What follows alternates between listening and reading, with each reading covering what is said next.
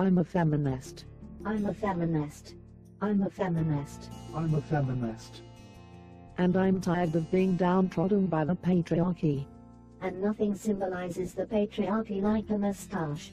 And that's why we are going to have International Grow a Moustache for Feminism Day. Because anything a man can do, a woman can do better. International Grow a Nova Feminism Day. Show the patriarchy that feminists can have hairy lips as well. Because why should men have all the fun? Why should women be oppressed by moustaches? Come on girls. Get some hair on your upper lip. And maybe your chin too. August 17th is International Grow a Moustache for Feminism Day.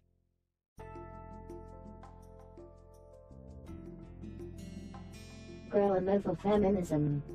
Because if Western feminism can't complain about pointless things, then what is its purpose?